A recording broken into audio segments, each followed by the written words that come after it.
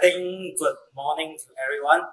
I was quite excited about, see quite a lot of the technology leaders over here, and I think, got connected with some of you guys last week.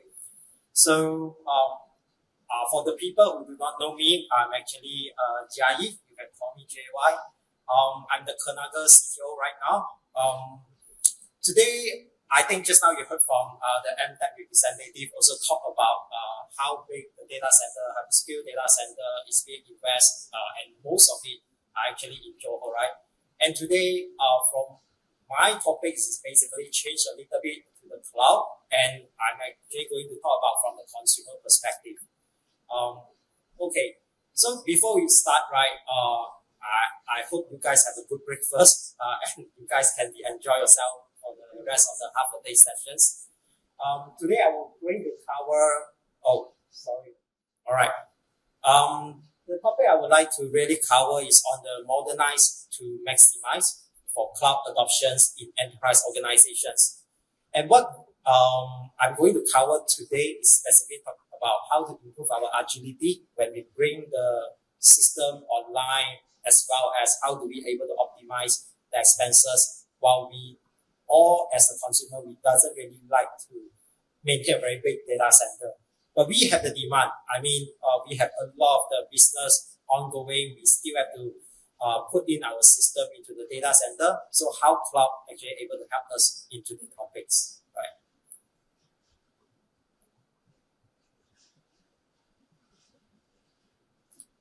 Okay.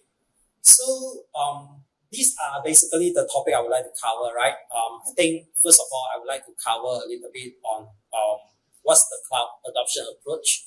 There are quite a fair bit of different approach, right? But the only challenge is really about what is the most effective for your organizations. And that is where I will going to cover a little bit more.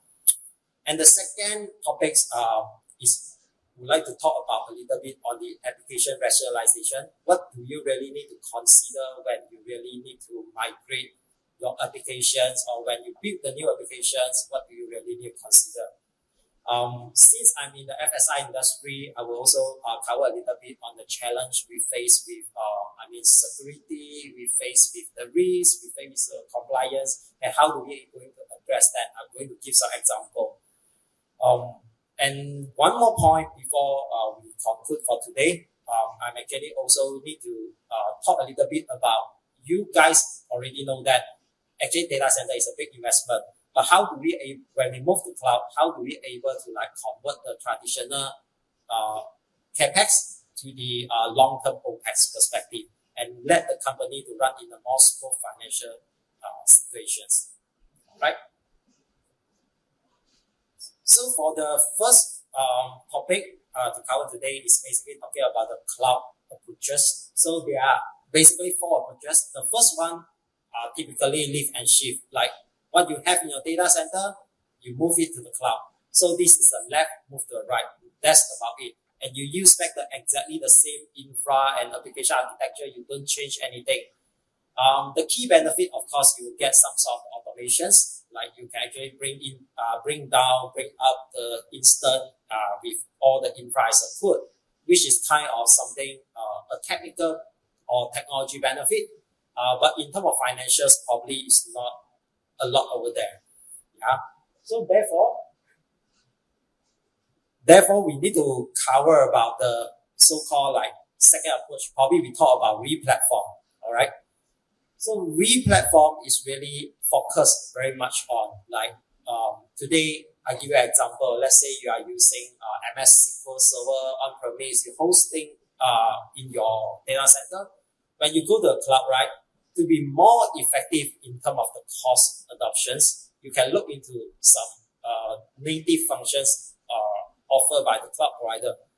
For instance, if let's say you are using Azure, you can actually leverage on the Azure SQL Pass. So that is somewhere you can actually optimize your license cost and optimize how you use the SQL Server. Then you do not need to pay for example, like VMware to actually host a VM. So you can actually cut down one of the license. And that is the benefit. Somehow we look into the re-platform, right? Of course, on the short side, it's really more about now we move towards to the past, which means we are tight coupled to the cloud platform. So that will be probably a little risk from some of the company perspective. And therefore, we look into the third aspect, which I call it about refactor or rebuild to the cloud native. I'll give you another example. Let's say about Kubernetes services, right? We just need to make our applications become container-based applications. And it doesn't really tie to any of the cloud provider. It could be really go to, maybe today you go to AWS, tomorrow you can go to Azure, the next day you can go to Google Cloud as well. I think that is flexibility. That is how we should again design our applications. And the only challenge is about how about all those very legacy application, right? Which will probably very difficult to actually either uplift it or either upskill it or either upgrade it. So those things we really need to consider about what are the really approach is really suitable for you. And in most of my experience, I have been into cloud for I think more than 12 years. Today I'm a very early cloud adoptions player. So I'm actually encourage everyone to go with the last approach, which I call it as hybrid. Okay.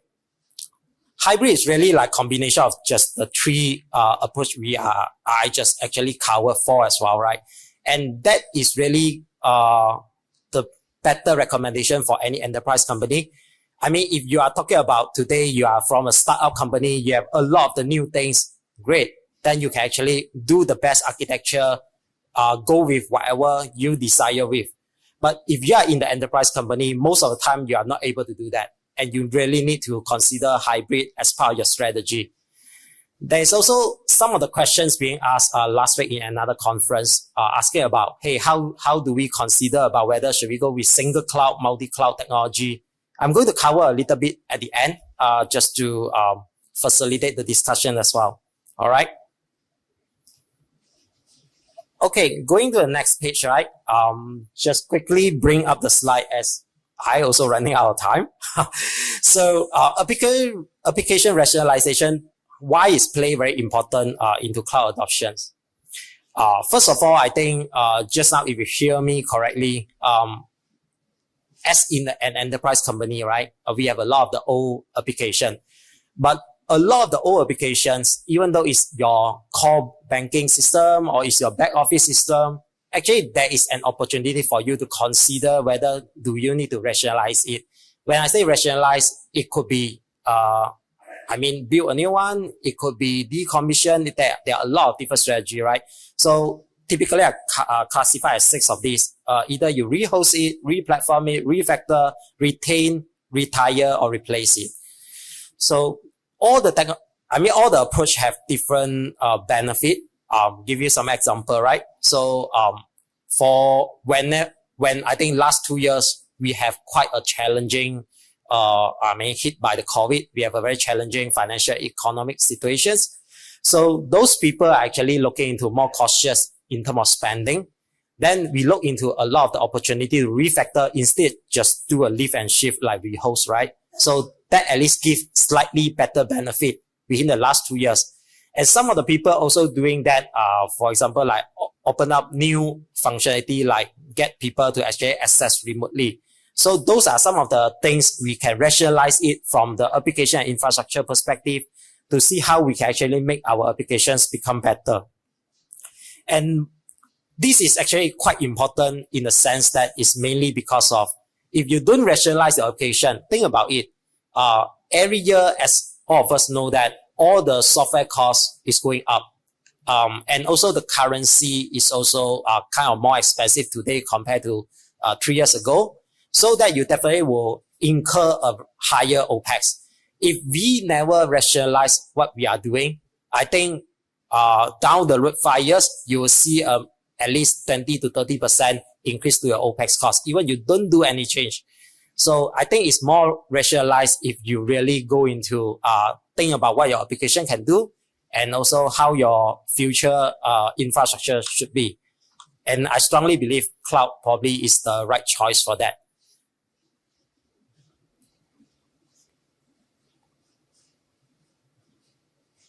Okay, so to talk a little bit about security, risk control, and compliance. All right. So cloud security, of course, is the most important point to actually protect your data and applications.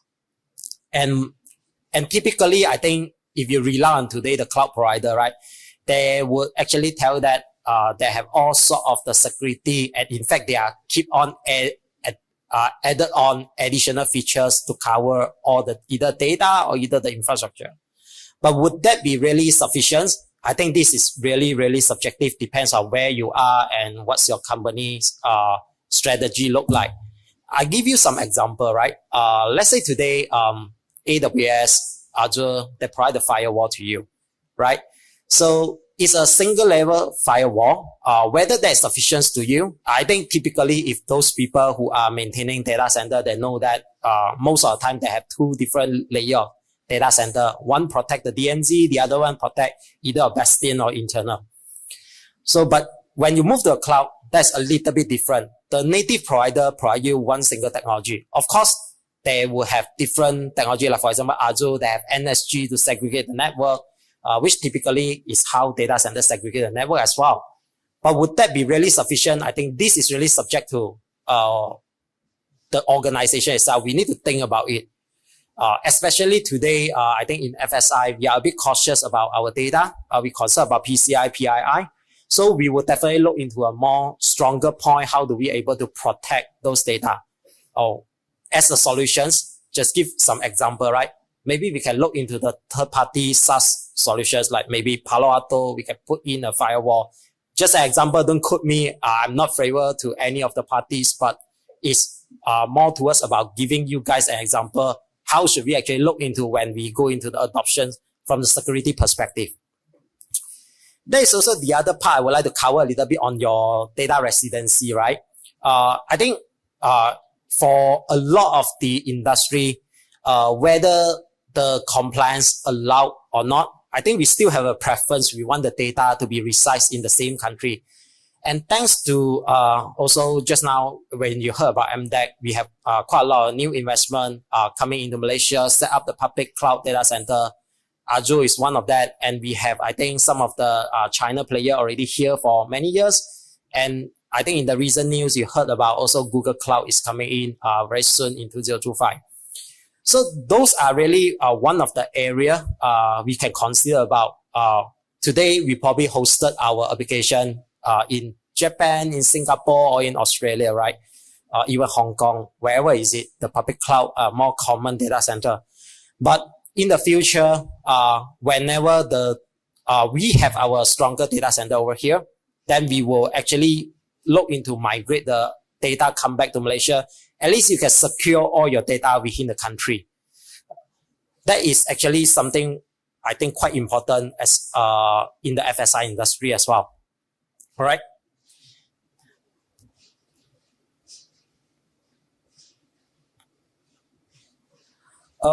This is one of the very interesting topic I would like to also mention about. I think the most question actually come out from the 4P last week. And in fact, during in the Singapore sessions in previous 2 months, there are quite a lot of people questions about, hey, what do you really need in order to make the cloud operations within your organizations? I think typically some of the companies, they look for vendors to actually manage that, which is no wrong. I think depends on which way is more cost effective to you, which way is more, give you more technology benefit. But if you really consider to actually run a cloud team by yourself, you need to consider about the people, the process, the policy, as well as the procedure. How are you going to do that? People is pretty simple. You look at the leftmost column, right? So there are all sorts of the different roles and not really limited to this. Why we need all this role in-house is mainly because of when you maintain the data center, you also need some sort of this role. It's just their role probably name it in a more different way.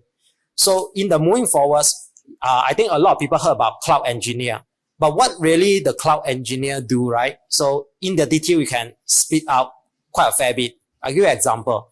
A cloud engineer can be control access. So that is actually the, I will call it as an identity and access management engineer. So IAM engineer. Then there will be also another area like people who develop your infra as a code. I call them as a platform engineer. But generally in the market today, you found it when you go into LinkedIn, JobStreet, people say, I want to hire a cloud engineer. So they hire a cloud engineer is more for multi-purpose role, mainly because of all this role is not being identified very clearly what we expect them to do. I'm not saying we need the people who are specific to one skill, right? We can actually, one of the cloud engineer can have multiple skill, but at least they need to be specialized that, and you make sure you cover all your needs in your organizations. And in terms of process, there are quite a lot different area. I think typically we all understand what is IaaS, PaaS, and SaaS. I'm not going to cover that. IDaaS is mainly talk about how do you manage your identity as a service. So a part of here, a lot of the other things related to whether infra or applications such as IAC, infra as a code, containerizations, microservices, which is quite a lot of this kind of processes we should actually consider about before we really move to a cloud. I mean, if you are really running a VM on the cloud, that really doesn't give you much benefit. So you need to look into all these processes to see how to migrate that. And policy is also very, very important in the sense that if you do not have a standardized policy, right? I'm sure beginning of the maybe first year or the second year, you don't see any issues. But when you have more applications going into it, I used to work for a previous company, have about 800 applications into a cloud in Asia. And then in the globalized, probably is around 10,000 applications.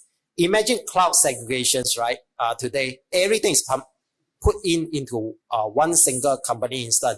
Of course, you will segregate into different subscriptions, different accounts. That's doable. But the people who maintain it, they will just see 10,000 things over there. I think if you don't have a proper policy how to manage that, it's quite difficult in the long run. And on top of that, often we talk about cybersecurity, but when you go to cloud, the cloud security measurement is a little bit different. So we really need to look into that aspect. Unfortunately, today is more cover on the, high level sessions. I couldn't really drill down to it. But this one, we can actually talk about maybe like 1-2 hours, if really we need to, right? And last but not least is your procedure. When you go to cloud, you really need to look into automated everything and not manual deploy or go to the portal to do all the configurations. That is not the benefit to a cloud. If you look into automation, right, you can just bring up your services within each second or maybe minutes. That is the real benefit. That's why a proper DevOps process, how to manage your cloud is really, really important over here. All right.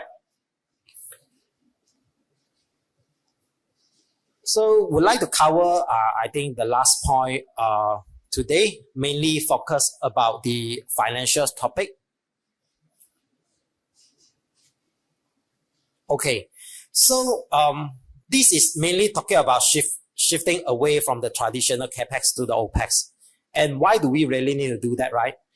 Upfront, I think I assume all the technology leaders here would understand what is TCO. So you can actually see that when we buy a hardware, easily it's a 5 years TCO, and we need to really estimate about like the 5 years expenses. Of course, if you only look about the hardware itself, I would able to upfront to tell you that data center definitely is much cheaper if you only look at hardware perspective. So we cannot really do a simple calculation just as like taking the data center cost and compare to the cloud cost. I think that's not make sense. But we need to look into the technology benefit, what cloud can bring to us, like what I mentioned about the infra as a code. You can actually shut down some of your services in the in your maintenance window. And of course, you can actually bring it up in a very short period of time. So all these things actually is giving you some of the benefit. And on top of that, give you another example, right? Your UAT environment. Do you guys need all your UAT environment running 24/7? I don't know. But in your data center, you won't shut it down because you already purchased a server. You just let it running. It's the electrical cost to you, to the organizations. So moving to the cloud, you will have a lot of the different thinking, different playing strategy. This is where we need to really looking at.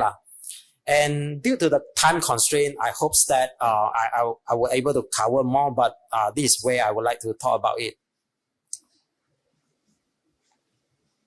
Making a quick conclusion, 3 points being asked previously, right? How do we improve the cloud adoption's velocity? I think today, a lot of people want to move to cloud, but their original idea is talking about, hey, my original intention, I want to shut down my entire data center. I want the entire complete moving to a cloud. But I would like to ask you guys to think about it. How many organizations success to do that? I think it's barely none, especially the enterprise organizations. Then because of a lot of things, after deep considerations, either it's not possible to move to cloud or either it's too expensive to move to cloud. So therefore, I always think about going to the second bullet point, right? Multi-cloud versus single cloud, right? Some of the time I think about hybrid, not only about multi-cloud. Some of the time probably we still need to maintain a very small scale data center. But we can do a more portable data center or a sharing data center, that kind of approach to actually help us to optimize the cost. And why multi-cloud is very important, right? So today, just imagine in this way. I think some people talk to me about it and say, are you using a multi-cloud strategy as per just DR perspective? I mean, disaster recovery. I say it's not. We would really like to segregate out some of the loads. And also, this is mainly because of today, the cloud provider, even though they are quite compatible, but then it's not exactly identical. So AWS have their strength, Azure have their strength, Google Cloud has their strength. So really, when we look into it, we need to really consider which cloud really give us the most benefit, and really depends on what application you have in your organization. That is the to respond to my last week discussion in the forum as well. This is something really need to consider about it.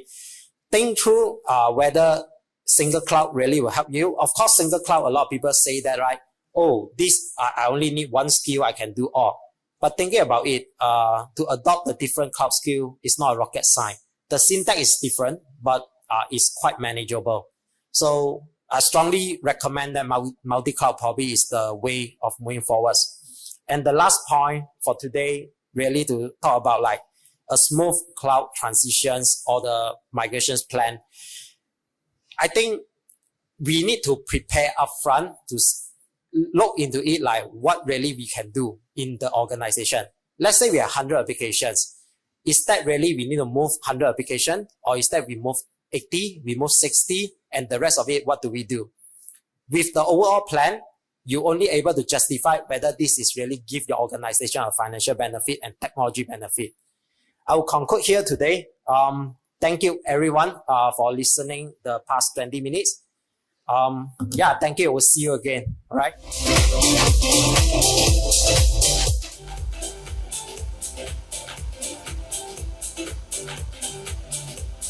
All right.